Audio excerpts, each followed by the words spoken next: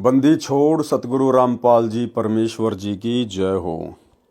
परमपिता परमात्मा सारी सृष्टि के रचनहार कुल मालिक असंख्य ब्रह्मांडों के स्वामी जगत गुरु तीनों लोकों में प्रवेश करके सबका भरण पोषण करने वाले राजाधिराज आत्माधार नाथों के नाथ देवों के देव महादेव सर्वेश्वर महेश्वर मृत्युंजय अजरो अमर आदि अनादि सनातनी प्रभु जगत पिता जगदीश्वर श्री श्री 1008 की उपाधि के वास्तविक अधिकारी अकाल मूरत शब्द स्वरूपी राम वासुदेव सर्वगतम ब्रह्म परम पूज्य प्रथम पूज्य परम संत परम पुरुष परम धनी परम दयालु सत्य कबीर हक्का कबीर अल्लाहु कबीर अल्लाहु अकबर बाखबर अल्लाह ताला जगत के तारणहार जगत के मुक्तिदाता जगत के जगन्नाथ हारे के सहारे हिंदुओं के राम मुसलमानों के अल्लाह सिखों के वाहिगुरु ईसाइयों के मसीह दया के सागर दयानिधि करुणा के सागर करुणानिधि स्वयंभू परिभू संकट मोचन कष्ट हरण मंगल करण दुख भंजन अविगत कबीर निर्विकार निर्विषम परमात्मा अलय अलेख सतगुरु आदि अनादि सतगुरु असली मर्यादा पुरुषोत्तम असली राम असली कृष्ण असली घनश्याम असली मुरारी राजाओं के राजा महाराजाओं के महाराजा शहंशाहों के शहंशाह सम्राटों के सम्राट भगवानों के भगवान अल्लाहों के अल्लाह प्रभुओं के प्रभु मसीहाओं के मसीह सच्चे वाहिगुरु बाबाओं के बाबा पीरों के पीर सेठों के सेठ जगत सेठ सावड़सा सेठ सर्वगुण संपन्न अनंत कोटि कलाओं के स्वामी अनंत कोटि ब्रह्मांडों के नायक योगियों में महायोगी ध्यानियों में महाध्यानी सिद्धों में परम सिद्ध ज्ञानियों में तत्वज्ञानी ब्रह्म ज्ञानी महाज्ञानी परम ज्ञानी सर्वश्रेष्ठ ज्ञानी विज्ञानी युवा कबीर समरथ कबीर असमवात अमित ओजा सच्चे रहनुमा करीम अल्लाह शुभान अल्लाह दुनिया के अंतिम पैगंबर 8 सितंबर 1951 से गांव धनाना जिला सोनीपत हरियाणा भारतवर्ष की पावन भूमि पे प्रकट रियल कल की भगवान श्री नारायण साकार हरि श्री बाबा साहेब शब्द स्वरूपी राम संत श्रोमणी सतगुरु रामपाल जी परमेश्वर जी के चरण कमल में साध संगति से जुड़े हुए देश विदेश से हम सभी सत्सेवक भाई बहनों का अनंत कोटि दंडवत प्रणाम। सत्साई भाई और बहनों, दया परमपिता परमेश्वर सारी सृष्टि के पालन करता सारी सृष्टि के रचयिता सतगुरु रामपाल जी परमेश्वर जी की जिनके विशेष आशीर्वाद से जिनके शुभ आशीर्वाद से आप और हम सभी साध संगति से जुड़े हुए सत्सेवक भाई बहन गुरुदेव के तत्व ज्ञान को आधार बनाकर अपनी आत्मा के कल्याणार्थ हेतु दृढ़ता के साथ भक्ति मार्ग पर निरंतर आगे की ओर बढ़ रहे हैं। भाई और बहनों, दया है पूज्य गुरुदेव भगवान की जो आज हमें समय दिया, परमात्मा ने मौका दिया अपने कर कमल से लिखित पवित्र ग्रंथ कबीर सागर के सरलार्थ के ऊपर वीडियो बनाने के लिए और देखने के लिए। तो भाई और बहनों, ये आप और हमारा सौभाग्य है और गुरुदेव की इस रजा को हम इसी प्रकार से मर्यादित भक्ति करते हुए बनाए रखें। तो आज कबीर सागर के सरलार्थ के ऊपर 57 नंबर का वीडियो है और प्रत्येक वीडियो में गुरुदेव के आशीर्वाद से हमें बहुत कुछ सीखने और समझने को मिलता है।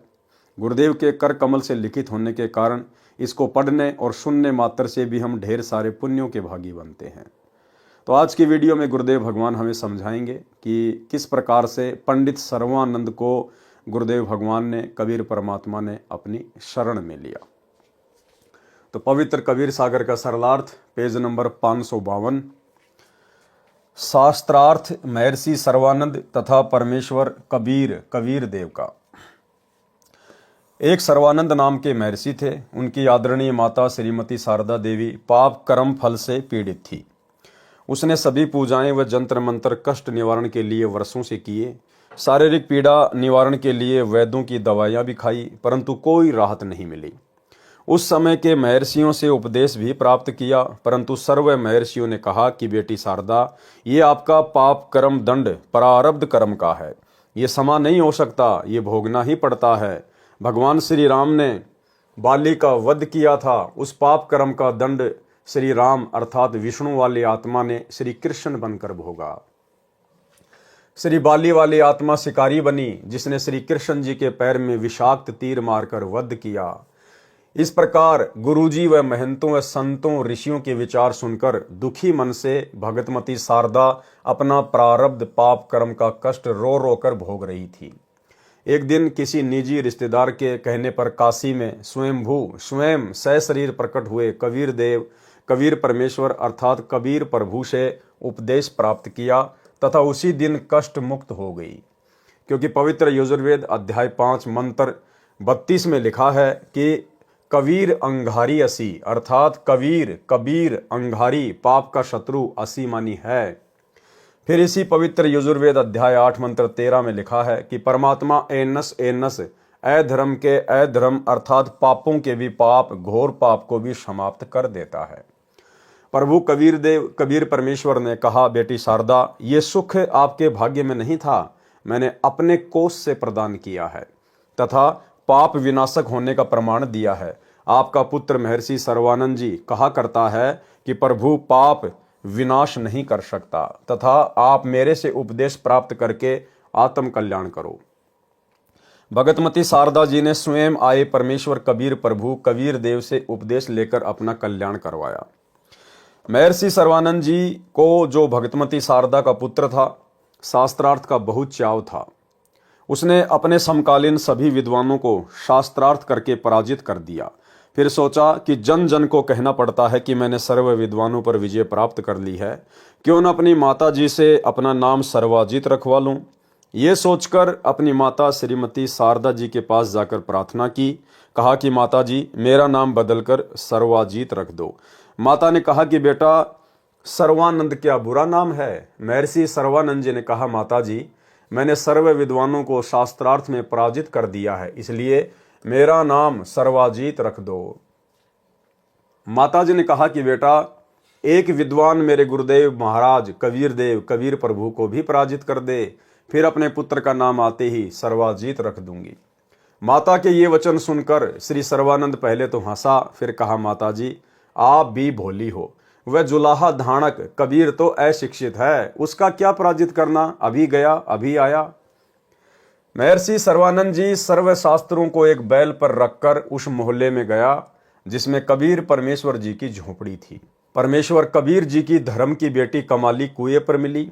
वह जल निकाल रही थी। सर्वानंद को अचानक भयंकर प्यास लगी। उसने लड़की से कहा कि लड़की, शीघ्र पानी पिला, मेरे प्राण जाने वाले हैं। लड़की ने बाल्टी से पानी निकालकर सर्वानंद को पिलाया। उस समय जुलाहा कॉलोनी के व्यक्ति अपने अपने घर से देख रहे थे तथा विचार कर रहे थे कि यह ब्राह्मण लगता है जो गलती से यहाँ आ गया है। प्यास शांत होने के बाद सर्वानंद ने इधर उधर देखा कि किसी ने मुझे जुलाहों के कुएं का पानी पीते हुए देख तो नहीं लिया। देखा तो बहुत सारे स्त्री पुरुष देख रहे थे, हंस रहे थे। अपनी लाज रखने के उद्देश्य से पूछा कि हे लड़की, ये किस जाति वालों का कुआं है? कमाली ने कहा कि विप्र जी, जुलाहों की कॉलोनी में तो जुलाहों का ही कुआं होता है, ब्राह्मणों का नहीं। सर्वानंद ऊंची आवाज में बोला कि हे मूर्ख लड़की, पहले क्यों नहीं बताया कि यह शूद्रों का कूप है? मेरा धर्म भ्रष्ट कर दिया। लड़की कमाली ने कहा कि विप्र जी, तब आपकी जान जाने वाली थी, अब प्यास बुझ गई तो जाति याद आ गई।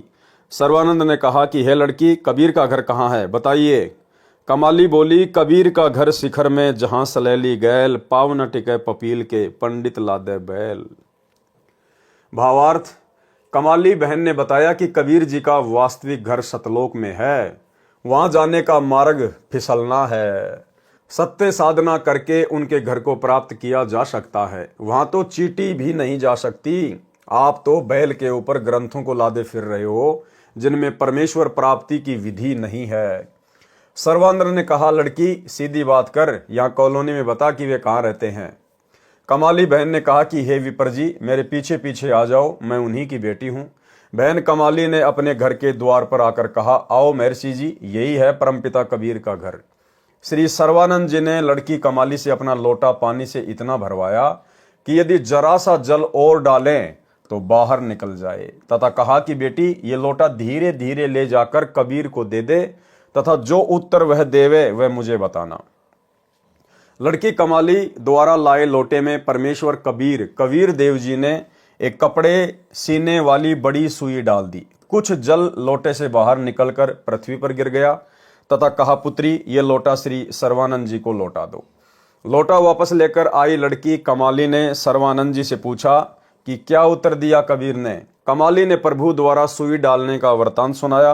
तब महर्षि सर्वानंद जी ने परम पूज्य कबीर परमेश्वर कबीर देव से पूछा कि आपने मेरे प्रश्न का क्या उत्तर दिया। प्रभु कबीर जी ने पूछा कि क्या प्रश्न था आपका। श्री सर्वानंद महर्षि जी ने कहा, मैंने सर्व विद्वानों को शास्त्रार्थ में पराजित कर दिया है। मैंने अपनी माता जी से प्रार्थना की थी कि मेरा नाम सर्वाजीत रख दो।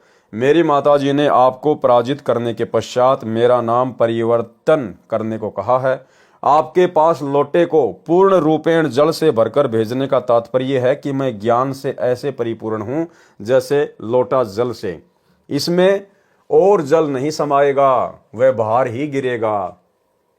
अर्थात मेरे साथ ज्ञान चर्चा करने से कोई लाभ नहीं होगा, आपका ज्ञान मेरे अंदर नहीं समाएगा, व्यर्थ ही थूक मत होगे, इसलिए हार लिख दो, इसी में आपका भला है। पूज्य कबीर परमेश्वर कबीर देव ने कहा कि आपके जल से परिपूर्ण लोटे में लोहे की सुई डालने का अभिप्राय है कि मेरा ज्ञान अर्थात तत्व ज्ञान इतना भारी अर्थात सत्य है कि जैसे सुई लोटे के जल को बाहर निकालती हुई नीचे जाकर रुकी है, इसी प्रकार मेरा तत्व ज्ञान आपके असत्य ज्ञान लोक वेद वाले ज्ञान को निकालकर आपके हृदय में समा जाएगा।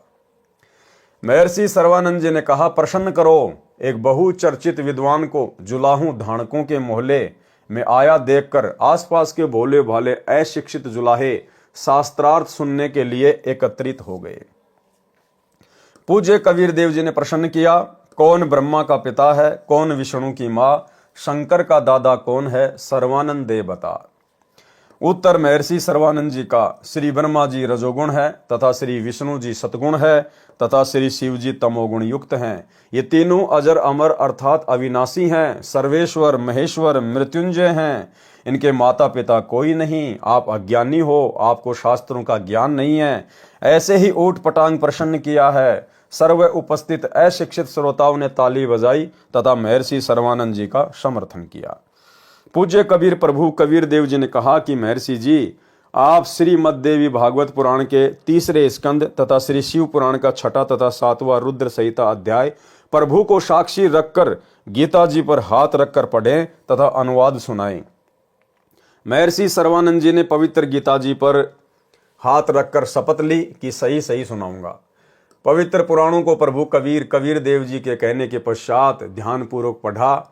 श्री शिव पुराण गीता प्रेस गोरखपुर से प्रकाशित, जिसके अनुवादक हैं श्री हनुमान प्रसाद पोदार, उसमें पृष्ठ नंबर 100 से 103 पर लिखा है कि सदाशिव अर्थात काल रूपी ब्रह्म तथा प्रकृति दुर्गा के संयोग से पति पत्नी व्यवहार से सतगुण श्री विष्णु जी, रजगुण श्री ब्रह्मा जी तथा तमगुण श्री शिव जी का जन्म हुआ। यही प्रकृति दुर्गा जो अष्टंगी कहलाती है, त्रिदेव जननी, तीनों ब्रह्मा विष्णु शिव जी की माता कहलाती है। पवित्र श्री मद्देवी पुराण गीता प्रेस गोरखपुर से प्रकाशित, अनुवादक श्री हनुमान प्रसाद पोदार तथा चिमनलाल गोस्वामी, 3रे स्कंद में पेज नंबर 114 से 123 में स्पष्ट वर्णन है कि भगवान विष्णु जी कह रहे हैं कि यह प्रकृति अर्थात दुर्गा हम तीनों की जननी है। मैंने इसे उस समय देखा था जब मैं छोटा सा बच्चा था। माता की स्तुति करते हुए श्री विष्णु जी ने कहा कि हे माता, मैं विष्णु ब्रह्मा तथा शिव तो नाशवान हैं, हमारा तो आविर्भाव अर्थात जन्म तथा तिरोभाव अर्थात मृत्यु होती है। आप प्रकृति देवी हो। भगवान शंकर ने कहा कि हे माता, यदि ब्रह्मा व विष्णु आपसे उत्पन्न हुए हैं तो मैं शंकर भी आप दुर्गा से ही उत्पन्न हुआ हूं, अर्थात आप मेरी भी माता हो। महर्षि सर्वानंद जी पहले सुने सुनाए अधूरे शास्त्र विरुद्ध ज्ञान लोकवेद के आधार पर तीनों श्री ब्रह्मा श्री विष्णु तथा श्री शिव को अविनाशी व अजन्मा कहा करता था। पुराणों को पढ़ता भी था, फिर भी अज्ञानी ही था, क्योंकि ब्रह्म काल पवित्र गीता जी अध्याय 7 श्लोक 10 में कहता है कि मैं सर्व प्राणियों जो मेरे 21 ब्रह्मांड में मेरे अधीन है उनकी बुद्धि हूं, जब चाहूं ज्ञान प्रदान कर दूं तथा जब चाहूं अज्ञान भर दूं। उस समय पूर्ण परमात्मा द्वारा पुराणों के अध्याय तथा पृष्ठ बताने के बाद काल ब्रह्म का दबाव हट गया तथा सर्वानंद जी को स्पष्ट ज्ञान हुआ।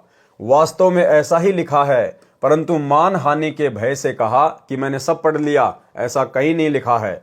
कबीर परमेश्वर से कहा, तू झूठा है, तू क्या जाने शास्त्रों के विषय में, हम प्रतिदिन पढ़ते हैं।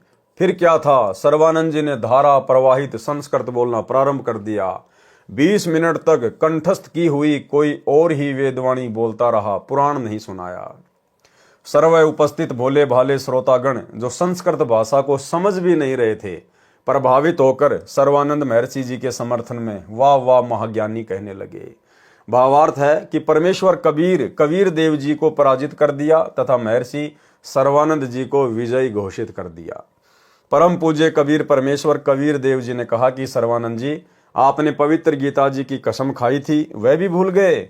जब आप सामने लिखी शास्त्रों की सच्चाई को भी नहीं मान रहे हो, सोए हुए व्यक्ति को जगाया जा सकता है, जो जानबूझकर सोने का बहाना कर रहा हो उसे जगाया नहीं जा सकता।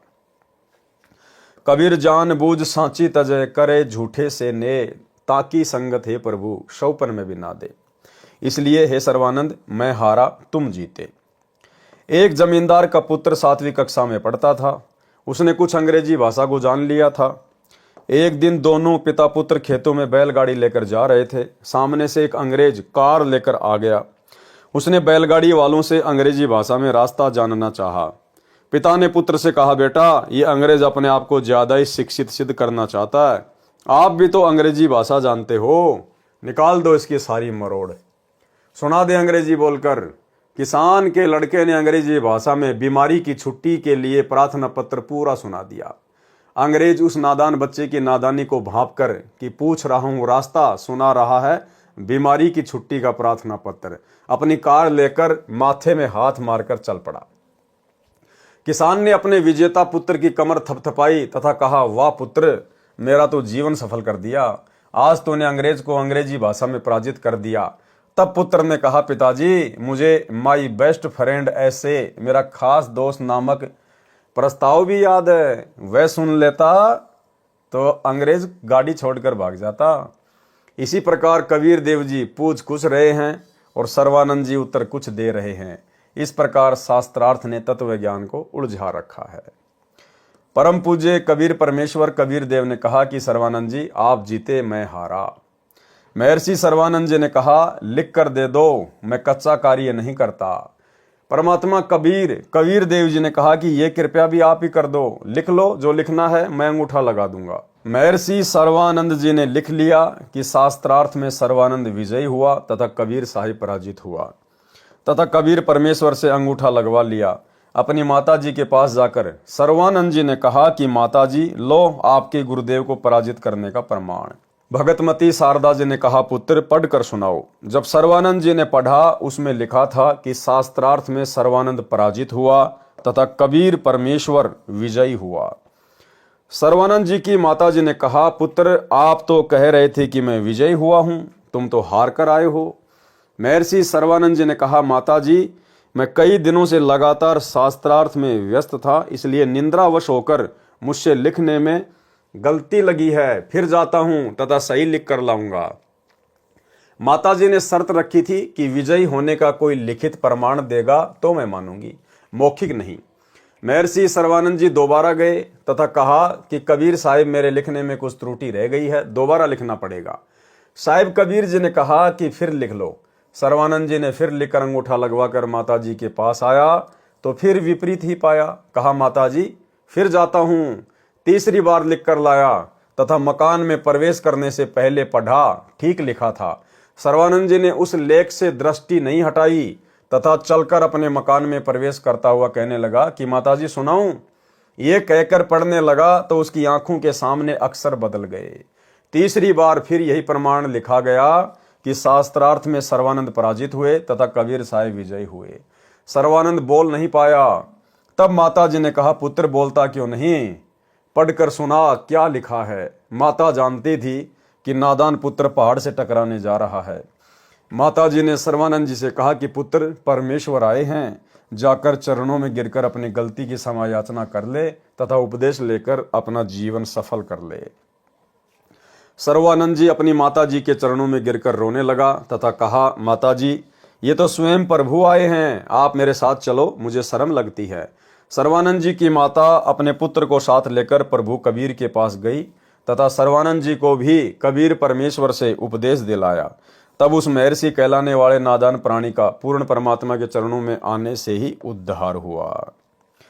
और उद्धार भाई और बहनों केवल इतना ही हुआ कि उस महर्षि सर्वानंद को भी वर्तमान में इस कलयुग की बिचली पीढ़ी में जन्म लेना पड़ेगा। एक सत्संग में गुरुदेव भगवान ने बताया कि महर्षि सर्वानंद ने उस समय कबीर परमात्मा की शरण तो ले ली, लेकिन कुछ समय बाद फिर वो अपने आप में एक प्रकार से वक्ता बन गया, लोगों को उपदेश करने लगा और स्वयं ही संत बन बैठा। उसके बाद कबीर परमात्मा ने उसको धमकाया, उसको लताड़ा कि भैया महर्षि बनने की आवश्यकता नहीं है, महर्षि तो तू पहले ना था, बैठ के भक्ति कर ले, अपना आत्म कल्याण करवा। तो भाई और बहनों, कहने का मतलब है वो पूर्ण मोक्ष प्राप्ति का समय नहीं था। ये वर्तमान की कलयुग की बिचली पीढ़ी ही पूर्ण मोक्ष प्राप्ति का वास्तव में समय है। और अब हमने उन तमाम गलतियों को नहीं दोहराना है जो गलतियां हम आज से पहले अपनी नादानी के चलते करते आए हैं। पूर्ण ब्रह्म कबीर परमेश्वर ने कहा, सर्वानंद आपने अक्षर ज्ञान के आधार पर भी शास्त्रों को नहीं समझा, क्योंकि मेरी शरण में आए बिना ब्रह्म काल किसी की बुद्धि को पूर्ण विकसित नहीं होने देता। अब फिर पढ़ो इन्हीं पवित्र वेदों व पवित्र गीता जी तथा पवित्र पुराणों को। अब आप ब्राह्मण हो गए हो, ब्राह्मण सोई ब्रह्म पहचाने, विद्वान वही है जो पूर्ण परमात्मा को पहचान कर अपना कल्याण करवाए। विशेष आज सन 2013 से लगभग 608 वर्ष पूर्व यही पवित्र वेदों, पवित्र गीता जी व पवित्र पुराणों में लिखा ज्ञान कबीर परमेश्वर कबीर देव जी ने अपनी साधारण वाणी में भी दिया था। जब वे 5 वर्ष के हुए उसी समय अमृत ज्ञान कहना शुरू कर दिया था। जब कबीर परमात्मा 5 वर्ष के हुए उसी समय से उन्होंने अपने ज्ञान को आम समाज में बताना शुरू कर दिया था। आज भी भाई और बहनों वही बात है, वही कबीर परमात्मा धरती पे प्रकट है, तो लीलाएं भी कुछ कुछ वैसी ही होंगी। आज भी सतगुरु रामपाल जी परमेश्वर जी ने 5 वर्ष की आयु से ही इस ज्ञान का डंका पीटना समाज में शुरू कर दिया था। सतगुरु रामपाल जी परमेश्वर जी ने बताया कि वास्तव में अध्यात्म में जन्म उस समय शुरू होता है जब आपको दीक्षा मिलती है। उससे पहले का समय आपका बर्बादी में गिना जाता है। 17 फरवरी 1988 को इस कबीर परमेश्वर सतगुरु रामपाल जी ने 650 साल पहले की तरह लीला करते हुए और एक अच्छी आत्मा आदरणीय राम देवानंद जी को अपना मुंह बोला गुरु धारण किया। कब? सन 1988 में। और सन 1993 में सतगुरु रामपाल जी परमेश्वर जी को अपने मुंह बोले गुरुदेव के द्वारा सत्संग करने का आदेश प्राप्त हुआ। तो 88 में दीक्षा ली और 1993 में सत्संग करना शुरू कर दिया, ज्ञान प्रचार करना शुरू कर दिया। यानी 5 वर्ष की आध्यात्मिक उम्र में सतगुरु रामपाल जी परमेश्वर जी ने इस ज्ञान का डंका समाज में पीटना शुरू कर दिया था। वे 5 वर्ष के हुए उसी समय अमृत ज्ञान कहना शुरू कर दिया था, जो सन 1550 में धर्मदास जी द्वारा लिखा गया था, जो उस समय से तथा आज तक के महर्षियों ने व्याकरण त्रुटि युक्त भाषा कहकर पढ़ना भी आवश्यक नहीं समझा तथा कहा कि कबीर तो अज्ञानी है, इसे अक्षर ज्ञान तो है ही नहीं, ये क्या जाने संस्कृत भाषा में लिखे शास्त्रों में छुपे गूढ़ रहस्यों को। आज भी भाई और बहनों वही बात है। आज भी अपने आप को जो विशेष विद्वान मानते हैं वो कहते हैं कि आपके गुरुदेव सतगुरु रामपाल जी को संस्कृत नहीं आती, वे क्या जाने शास्त्रों को, वेदों को। तो गुरुदेव भगवान ने भी चुटकी लेते हुए और एक वेद के मंत्र का अनुवाद करते हुए कहा कि अब इस दास को संस्कृत पढ़ना आ गई है। सुनिए सत्संग। पढ़े जाना पढ़न मावे है, इसमें और परमात्मा ने सिंपल लैंग्वेज में लिख रखी है सारी ये बातें, वो ना पढ़न दीन हमारे ताई, लेकिन अब इसलिए ये पढ़ने जरूरी हो गए। क्या लिखा है? देव कर्तस्य एनस्य अवैधनमसी। एक बार ना नो बोले थारे गुरु जी ने पढ़ना चाहता है ना, वो के संस्कृत बताओगे, इवन पढ़ना सीख लिया। देखो, देव कर्तस्य एनस्य अवैधनमसी लेब के कर लोगे, मनुष्य कर्तस्य एनस्य अवैधनमसी, पितर कर्तस्य एनस्य अवैधनमसी, आत्म कर्तस्य एनस्य अवैधनमसी, एनस्य एनस्य अवैधनमसी। ओहो, एनस्य एनस्य माने घोर पाप का विनाश करने वाले।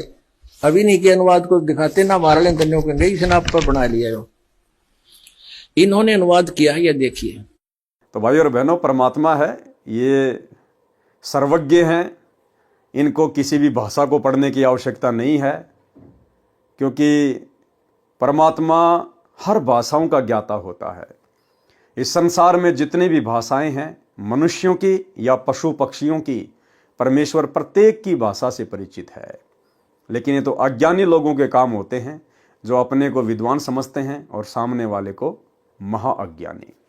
ये क्या जाने संस्कृत भाषा में लिखे शास्त्रों में छुपे गूढ़ रहस्यों को। हम विद्वान हैं, जो हम कहते हैं वह सब शास्त्रों में लिखा है, तथा श्री ब्रह्मा जी, श्री विष्णु जी व श्री शिव जी के कोई माता पिता नहीं है। ये तो अजन्मा, अजर अमर, अविनाशी तथा सर्वेश्वर, महेश्वर, मृत्युंजय हैं, सर्वसृष्टि रचनहार हैं, तीनों गुण युक्त हैं, आदि आदि व्याख्या ठोक कर अभी तक कहते रहे। आज वे ही पवित्र शास्त्र अपने पास हैं, जिनमें तीनों प्रभुओं श्री ब्रह्मा जी रजगुण, श्री विष्णु जी सतगुण, श्री शिव जी तमगुण के माता पिता का स्पष्ट विवरण है। उस समय अपने पूर्वज अशिक्षित तथा शिक्षित वर्ग को शास्त्रों का पूर्ण ज्ञान नहीं था। फिर भी कबीर परमेश्वर कबीर देव के द्वारा बताए सत्य ज्ञान को जानबूझकर जुठला दिया कि कबीर झूठ कह रहा है। किसी शास्त्र में नहीं लिखा है कि श्री ब्रह्मा जी, श्री विष्णु जी व श्री शिव जी के कोई माता पिता हैं। आज सर्व मानव समाज, बहन भाई, बालक व जवान तथा बुजुर्ग, बेटे तथा बेटियां शिक्षित हैं। आज कोई ये नहीं बहका सकता कि शास्त्रों में ऐसा नहीं लिखा। अब देखो भाई और बहनों, इस परमेश्वर की प्रोसीजर कैसे चलती है। आप और हम जब छोटे छोटे थे तो हम देखा करते थे कि गांव में एक साक्षरता अभियान चला था।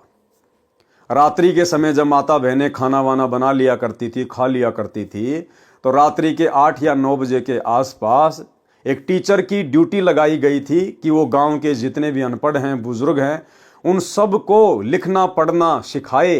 एक साक्षरता अभियान चला था प्रधानमंत्री अटल बिहारी के समय में। भाई और बहनों, वो किसने चलवाया था? सरकार तो केवल निमित्त बनती है। इसी कबीर परमात्मा सतगुरु रामपाल जी भगवान ने वो साक्षरता अभियान चलवाया था अपने सभी बच्चों को अक्षर ज्ञान करवाने के लिए, क्योंकि उसके बाद परमात्मा ने इन शास्त्रों में छिपे गूढ़ रहस्यों का खुलासा करना था, ये सत्य उजागर करना था। इसलिए परमेश्वर की दया से उस समय वो साक्षरता अभियान चल रहा था, जिससे आप और हम सभी भाई बहन बिल्कुल अनभिज्ञ थे, अपरिचित थे। लेकिन परमेश्वर की लीला यहां पर सदैव चलती ही रहती है।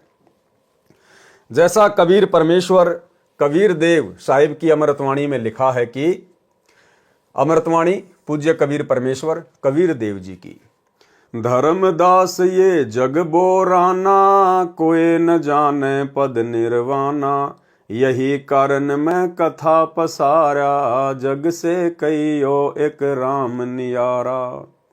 यही ज्ञान जग जीव सुनाओ, सब जीवों का भरम नसाओ। अब मैं तुमसे कहूँ चिताई, त्रिदेवन की उत्पत्ति भाई। कुछ संक्षेप कहूँ गहुराई, सब संशय तुमरे मिट जाई। भरम गए जग वेद पुराना, आदि राम का भेद न जाना। राम राम सब जगत बखाने, आदि राम कोई बिरला जाने। ज्ञानी सुने सो हृदय लगाई, मूर्ख सुने तो गम ना पाई। माँ अष्टंगी पिता निरंजन, वे जम दारुण वंशन अंजन। पहले कीन निरंजन राई, पीछे से माया उपजाई। माया रूप देख अति शोभा, देव निरंजन तन मन लोभा। कामदेव धर्मराय सताए, देवी को तुरंत धर खाए। पेट से देवी करी पुकारा, हे साहिब मेरा करो उबारा। टेर सुनीता सतगुरु आए, अष्टंगी को बंद छुड़ाए। सत्यलोक में कीन्य दुराचारी, काल निरंजन दीन निकारी। माया समेत दिया भगाई, 16 शंख कोस दूरी पर आई। अष्टंगी और काल अब दोई, मंद कर्म से गए बिगोई। धर्मराय को हिकमत कीन्या, नख रेखा से भग कर लीन्या। धर्मराय कीन्या भोग विलासा, माया को रही तब आशा। तीन पुत्र अष्टंगी जाए, ब्रह्मा विष्णु शिव नाम धराए। तीन देव विस्तार चलाए, इनमें ये जग धोखा खाए। पुरुष गम्य कैसे कोई पावे, काल निरंजन जग भर मावे। तीन लोक अपने सुत दीन्या, सुन निरंजन बासा लीन्या। अलख निरंजन सुन ठिकाना, ब्रह्मा विष्णु शिव भेद न जाना। तीन देव सो उसको ध्यावे, निरंजन का वे पार न पावे। अलख निरंजन बड़ बटपारा, तीन लोक जीव कीन आहारा। ब्रह्मा विष्णु शिव नहीं बचाए, सकल खाए पुन धूर उड़ाए। तिनके सुत हैं तीनों देवा, आंदर जीव करत हैं सेवा। अकाल पुरुष काहू नहीं चीन्या, काल पाए सब ही गहलीन्या। ब्रह्म काल सकल जग जाने, आदि ब्रह्म को ना पहचाने। तीनों देव और अवतारा, ताको भजे सकल संसारा। तीनों गुण का ये विस्तारा, धर्मदास मैं कहूँ पुकारा। गुण तीनों की भक्ति में, भूल पर्यो संसार। कहें कबीर निज नाम बिना, कैसे उतरे पार। इसके पश्चात महर्षि सर्वानंद जी ने चारों वेदों को तत्व ज्ञान के आधार से समझा, वास्तविकता से परिचित स्वयं हुआ तथा अन्य को भी समझाया। श्री नानक देव जी सिख धर्म के प्रवर्तक को शरण में लेना। पाठकों से निवेदन है कि श्री नानक जी को शरण में लेने का प्रकरण इसी पुस्तक में शवशम वेद बोध में पृष्ठ 398 पर पढ़ें तथा गोरखनाथ से गोष्ठी इसी पुस्तक के पृष्ठ 444 पर पढ़ें, जिसके ऊपर भाई और बहनों पहले वीडियो बन चुके हैं। भैंसे से वेद मंत्र बुलवाना। स्वामी रामानंद जी ने पृथ्वी पर प्रकट कबीर परमेश्वर जी को पहचान लिया था, परंतु परमात्मा के आदेश अनुसार वे ये गुप्त रखे थे तथा कबीर परमात्मा जी के गुरु भी उन्हीं के आग्रह से बने थे। स्वामी रामानंद जी जहां भी किसी सत्संग समागम में जाते थे तो कबीर जी को अवश्य साथ लेकर जाते थे। एक समय एक तोताद्री नाम के स्थान पर सत्संग था। दूर दूर के ब्राह्मण विद्वान निमंत्रण पर पहुंचे। स्वामी रामानंद जी भी परमेश्वर कबीर जी के साथ उस सत्संग में शामिल हुए। सत्संग में एक ब्राह्मण जो वहां का प्रमुख मंडलेश्वर था, जो समागम कर रहा था, वह प्रवचन कर रहा था कि भगवान रामचंद्र जी ने शूद्र भीलनी के जूठे बेर खाए, तनिक भी संकोच नहीं किया। ऐसे ही साधु संतों की समदृष्टि होनी चाहिए। सत्संग के पश्चात भोजन भंडारा शुरू हुआ। प्रमुख पांडे को पता चला कि स्वामी रामानंद जी के साथ कबीर जुलाहा शूद्र आया है। वह रामानंद ब्राह्मण के साथ हम ब्राह्मणों वाले भोजनालय में भोजन करने साथ आएगा। यदि मना करेंगे तो रामानंद जी नाराज हो जाएंगे, इसलिए युक्ति से काम लिया। कहा कि जो ब्राह्मणों वाले भंडारे में भोजन करने आएगा उसे वेद के 4 मंत्र सुनाने पर ही प्रवेश मिलेगा। सर्व ब्राह्मण 4 वेद मंत्र सुनाकर प्रवेश पा रहे थे। जब परमेश्वर कबीर जी की बारी आई तो उनसे भी कहा कि 4 वेद मंत्र सुनाओ। तब परमेश्वर ने देखा कि थोड़ी सी दूरी पर एक भैंसा झोटा घास चर रहा था। परमेश्वर कबीर जी ने मूल मंत्र हुर्र से पुकारा। भैंसा दौड़ा दौड़ा आया। तब कबीर जी ने उस भैंसे की कमर पर थपकी हाथ से लगाई और कहा कि भैंसा जी, इन पंडितों को वेद के 4 मंत्र सुना दे। भैंसे ने 6 मंत्र सुना दिए। भैंसे ने यजुर्वेद अध्याय 5 मंत्र 32, अध्याय 9 मंत्र 25, ऋग्वेद मंडल 9 सूक्त 86 मंत्र 26, ऋग्वेद मंडल 9 सूक्त 96 मंत्र 17, ऋग्वेद मंडल 9 सूक्त 94 1 तथा सूक्त 95 का मंत्र 2 सुना दिया। परमेश्वर कबीर जी ने भैंसे से कहा कि भैंसाराम, पंडितों को इन सर्व वेद मंत्रों का अनुवाद भी करके सुना दे। इनको वेदों के मंत्रों का अनुवाद भी ठीक से ज्ञात नहीं है। झोटा राम ने अनुवाद सुनाया। गीता अध्याय 18 श्लोक 62 में जिस परमात्मा की शरण में गीता ज्ञान दाता ने जाने के लिए कहा है, इन वेद मंत्रों में उसी का नाम यहाँ पर स्पष्ट किया है, जो परम शांतिदायक है, अंगारी, सर्व पापों का शत्रु अर्थात पापनाशक है। वह कबीर बंबारी, बंधनों का शत्रु अर्थात कर्म बंधन को नाश करने वाला बंदी छोड़ है। भावार्थ, वह पाप नाश करने वाला बंदी छोड़ कबीर है। वह पूर्ण परमात्मा अपने तेजोमय स्वरूप को सरल करके अपने सत्य लोक से चलकर आता है, अच्छी आत्माओं को मिलता है, अपने मुख कमल से यथार्थ भक्ति का ज्ञान करवाता है। वह कवियों की तरह आचरण करता हुआ पृथ्वी पर भी विचरण करता है, भक्ति के गुप्त मंत्र भी वही बताता है। वह परमेश्वर मेरे और आपके पास यह कबीर जुलाहा धानक खड़ा है। परमेश्वर कबीर जी ने कहा, हे विद्वान भैंसा, आप ब्राह्मणों वाले लंगर में भोजन प्रसाद खाएं, मैं तो सामान्य भंडारे में प्रसाद ग्रहण कर लूंगा। उपस्थित पंडित शर्म से पानी पानी हो गए और क्षमा मांगी। परमेश्वर कबीर जी ने कहा, हे विद्वानों, आप सत्संग में क्या प्रवचन कर रहे थे कि श्री राम जी ने सबरी, भीलनी, शूद्र के जूठे बेर रुचि रुचि खाए थे, तनिक भी भेदभाव नहीं किया, और आप स्वयं भेदभाव कर रहे हो। कबीर करनी तज कथनी कथ है, अज्ञानी दिन रात कुकर जूं भोकत फिरे, सुनी सुनाई बात। वेदों के मंत्र तो ब्राह्मणों को भी कंठस्थ थे, परंतु अनुवाद का ज्ञान नहीं था। उसी समय सर्व विद्वान व परमात्मा चाहने वाले ब्राह्मणों ने कबीर परमेश्वर जी से दीक्षा ली। इस प्रकार परमेश्वर कबीर जी ने अपनी प्रिय आत्माओं को काल के जाल से निकालकर अपनी शरण में लिया। उस सत्संग में उपस्थित हजारों की संख्या में अन्य श्रोताओं ने भी ये लीला देखी और दीक्षा प्राप्त करके अपना जीवन धन्य किया। कबीर चरित्र बोध, पेज नंबर 1862-1863 पर। यहां पर 4 गुरुओं का वृत्तांत तोड़ मरोड़ कर गलत किया है। यथार्थ ज्ञान पढ़ें इसी पुस्तक में पृष्ठ 317 पर, तथा कबीर सागर में ज्ञान बोध पृष्ठ 35-881 पर, तथा अनुराग सागर में पृष्ठ 104, 222, 105, 223 तथा 113, 231 पर। कबीर चरित्र बोध पृष्ठ 1863 पर। धर्मदास के 42 वंश का वृत्तांत वर्णन। इस पृष्ठ पर धर्मदास जी के 42 वंश की जानकारी बताई है।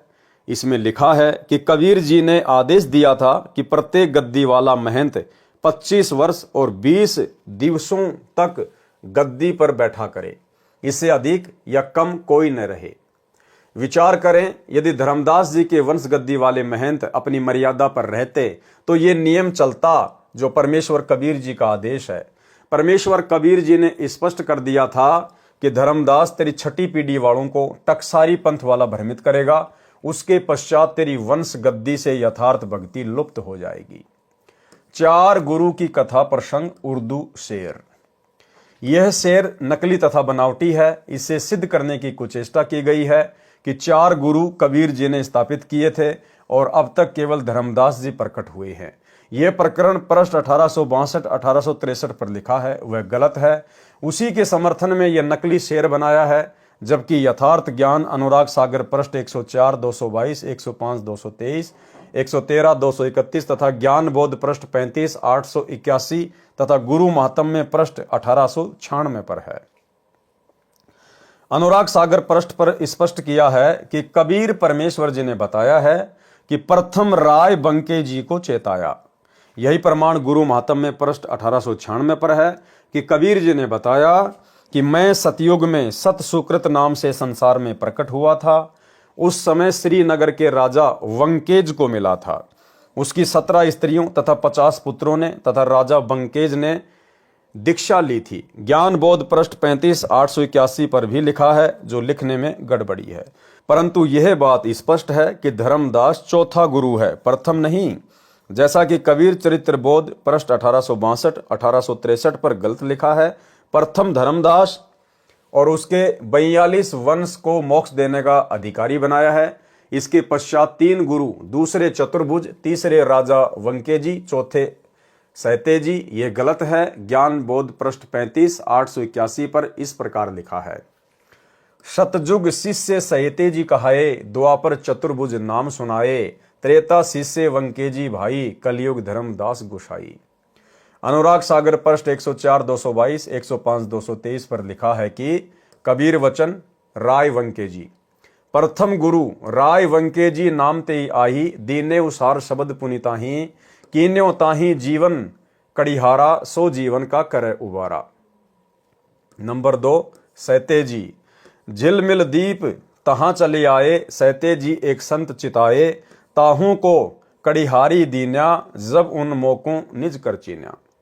नंबर 3 चतुर्भुज, तहाँ ते चली आए धर्मदासा, राय चतुर्भुज जहाँ बासा, ताहू कह कड़िहारी दीन्या, चतुर्भुज शब्द हेत कर लीन्या। छंद चतुर्भुज वंकेज और सहतेज तुम चौथे सही, चारी कड़िहार जीव के गिरा निश्चल हम कही। अनुराग सागर पृष्ठ 113 231 पर फिर एक दोहे में स्पष्ट किया, चतुर्भुज वंकेज सहतेज और चौथे तुम अहो, चार कड़िहार जग के बचन ये निश्चय गहो। उपरोक्त प्रकरणों में लिखने वालों ने गड़बड़ी की है। जैसे ज्ञान बोध पृष्ठ 35 881 पर तो सतयुग में सहतेजी बताया है, अनुराग सागर में राय वंकेजी, तो गुरु महात्म में पृष्ठ 1896 पर स्पष्ट किया है कि सतयुग में राय यानी राजा वंकेज को शरण में लिया। अनुराग सागर पृष्ठ 104 222 पर भी प्रथम राय वंकेज ही प्रथम लिखा है, इसलिए प्रथम राय वंकेज जो सतयुग में प्रकट हो चुका है, दूसरा त्रेता में सहतेजी दूसरा प्रकट हो चुका है, द्वापर में चतुर्भुज प्रकट हो चुका है, कलयुग में धर्मदास जी प्रकट हो चुका है। और धर्मदास की छठी गद्दी यानी पीडी वाले ने सत्य साधना छोड़ दी। उसके पश्चात धर्मदास जी की 14वीं गद्दी चल रही है, जिस पर श्री प्रकाश मुनि नाम साहिब विराजमान है, जो वही दीक्षा दे रहे हैं जो टकसारी पंथ वालों ने धर्मदास जी की छठी पीढ़ी वालों को गलत साधना तथा आरती चौका बताया था। फिर कबीर बाणी पृष्ठ 137 983 पर तथा सौषम वेद बोध पृष्ठ 121 1465 तथा 171 1515 पर स्पष्ट किया है कि जिस समय कलयुग 5505 वर्ष बीत जाएगा, तब मैं अपना अंश भेजूंगा, वह यथार्थ कबीर पंथ चलाएगा, वह 13वां पंथ चलाएगा, सारा विश्व उससे नाम दीक्षा लेगा, तब मेरी महिमा पूरे विश्व में घर घर में होगी।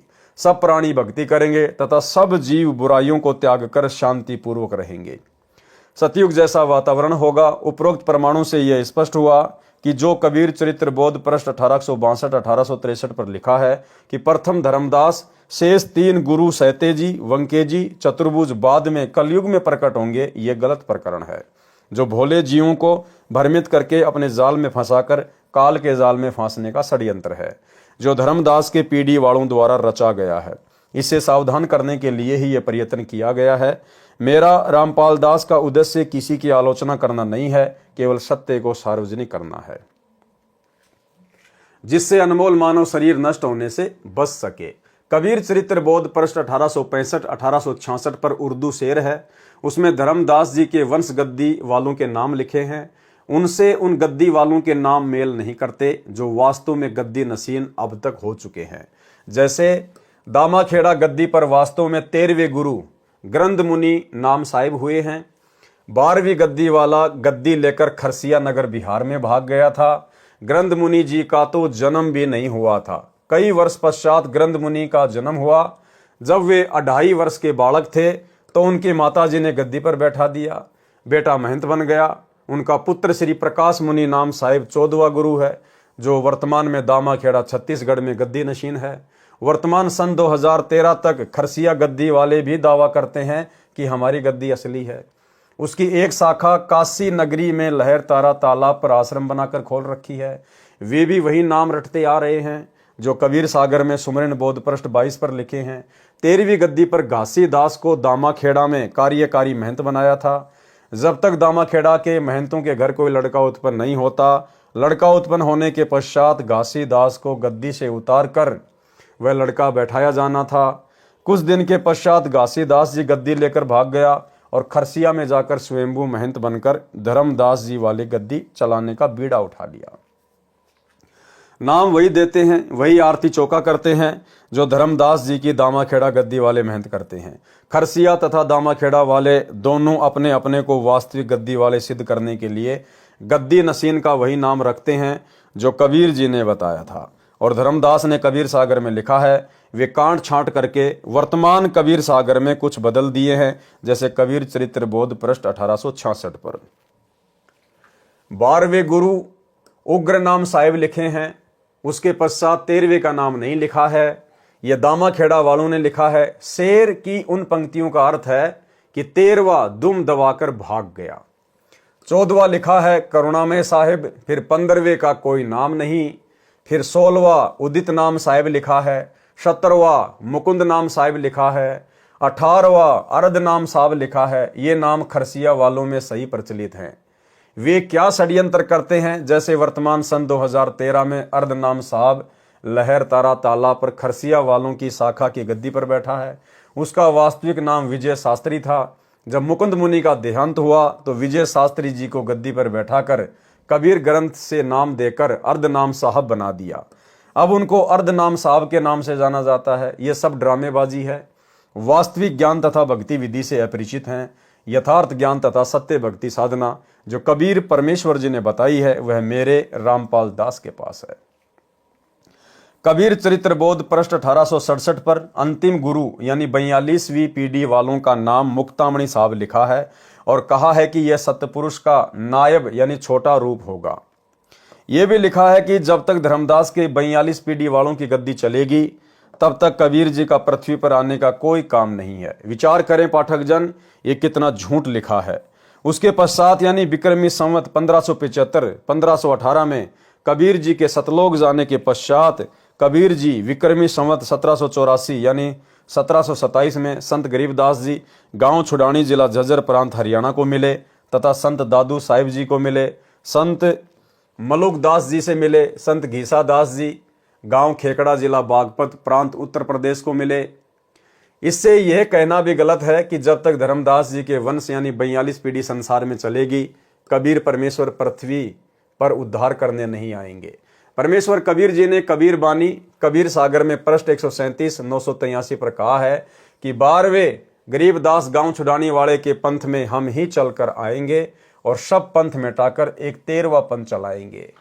और 17 फरवरी 1988 को एक अच्छी आत्मा आदरणीय राम देवानंद जी को अपना मुंह बोला गुरु धारण करके वही कबीर परमेश्वर गरीबदास जी के 12वें पंथ में प्रवेश कर चुके थे। और सन 1994 में इन्होंने नाम दीक्षा देना शुरू करके अपने यथार्थ 13वें कबीर पंथ की शुरुआत भी कर दी है। यह मेरा वचन उस समय सत्य होगा जब कलयुग 5505 वर्ष बीत जाएगा। सन 1997 में कलयुग 5505 वर्ष पूरा हो चुका है। उपरोक्त परमाणु से दामाखेड़ा वालों का यह कहना गलत सिद्ध हुआ कि जब तक धर्मदास जी के 42 पीढ़ी नाम नाद करेगी तो कबीर जी संसार में नहीं आएंगे। अन्य गलत प्रचार कबीर चरित्र बोध पृष्ठ 1834-1835 पर लिखा है कि बादशाह सिकंदर ने 13 गाड़ी खाली पुस्तक कबीर जी के पास लाकर कहा कि 2.5 दिन में लिख दे तो मानूंगा कि यह परम संत तथा सिद्ध है। कबीर जी ने उनके ऊपर अपनी लाठी घुमा दी तथा कहा कि ले जाओ, लिख दी है। उनमें पूर्ण विवरण था, मुसलमान धर्म का, हिंदू धर्म का तथा अन्य आध्यात्मिक संपूर्ण ज्ञान लिखा गया था। बादशाह ने काजियों मुल्लाओं के दबाव में उनको दिल्ली में आदर के साथ पृथ्वी में दबवा दिया। कबीर ग्रंथ में लिखा है कि जब मुक्तामणि साहिब का समय आएगा और उसका झंडा दिल्ली में गड़ेगा, तब वे पुस्तकें पृथ्वी से बहिर्गत बाहर निकाली जाएंगी। सो मुक्तामणि साहब का अवतार वंश धर्मदास के वंश की 13वीं पीढ़ी में होगा, तब वंश गुरु गद्दी दिल्ली में स्थिर होगी। विचार करें, बुद्धिमान मानव कबीर चरित्र बोध पृष्ठ 1867 पर लिखा है कि और भाइयों और बहनों, अब जब सतगुरु रामपाल जी परमेश्वर जी का झंडा दिल्ली में गड़ेगा, क्योंकि यह है वास्तविक 13वें कबीर पंथ के संचालक कबीर देव स्वयं सत्य पुरुष, उस समय वो जितनी भी पुस्तकें जो उस मुसलमान राजा ने जमीन में ससम्मान दबवा दी थी सतगुरु रामपाल जी परमेश्वर जी के सानिध्य में, वो सारी पुस्तकें बाहर निकलवाई जाएंगी। 42 पीढ़ी में मुक्तामणि साहब है, आखिर जामा पुरुष नायब है। भावार्थ, मुक्तामणि जी धर्मदास जी की अंतिम 42वीं पीढ़ी में जन्म लेगा। कबीर चरित्र बोध पृष्ठ 1835 पर लिखा है कि मुक्तामणि जी धर्मदास जी की 13वीं पीढ़ी में जन्म लेगा। उस समय उनका झंडा दिल्ली में गड़ेगा। प्रिय पाठकों, धर्मदास जी की 13वीं पीढ़ी में श्री ग्रंथ मुनि साहब जन्मे थे, जो 2.5 वर्ष की आयु में माता ने गद्दी पर बैठा दिया था। उनकी तो मृत्यु को लगभग 12-13 वर्ष हो चुके हैं, यानी 2012 में ही उनकी मृत्यु को 12-13 वर्ष हो चुके थे।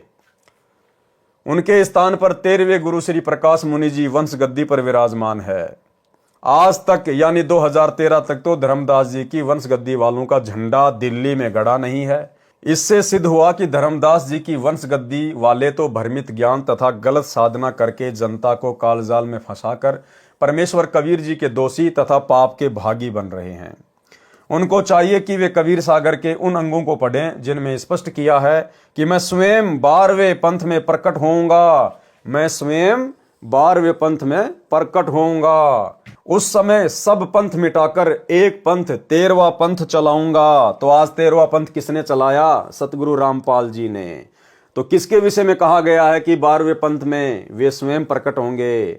सतगुरु रामपाल जी परमेश्वर जी के बारे में। ये वचन उस समय सत्य सिद्ध होगा जब कलयुग 5505 वर्ष पूरा हो जाएगा। कलयुग सन 1997 में पूरा हो जाता है। वह 13वां पंथ मुझदास रामपाल दास द्वारा चलाया जा रहा है। आओ और अपना कल्याण कराओ। 12 पंथों के नाम। भाई और बहनों, आज के वीडियो में केवल इतना ही, क्योंकि वर्तमान में कबीर चरित्र बोध के ऊपर वीडियो बन रहे हैं, तो इसमें परमेश्वर जी की लीलाएं हैं और कुछ जो नकली कबीर पंथ से संबंधित हैं उनके विषय में ढेर सारी जानकारियां हैं। तो हम केवल इनको सीधे सीधे पढ़ेंगे। इनका सार, इनका निष्कर्ष गुरुदेव भगवान ने अपने सत्संगों में हमें निकाल कर दिया हुआ है। तो केवल एक रोचक जानकारियां हैं जिनको हम पढ़ते चले जाएंगे गुरुदेव भगवान के आशीर्वाद से। तो आज के वीडियो में केवल इतना ही। कल रात्रि 8 बजे सभी भाई बहन एक बार फिर से लाइव जुड़े अगले वीडियो में एक नई और विशेष जानकारी के साथ में। तो आज के वीडियो में केवल इतना ही। गुरुदेव भगवान हम सबको आज्ञा दें, इजाज़त दें, आशीर्वाद दें। बंदी छोड़ सतगुरु रामपाल जी भगवान की जय हो।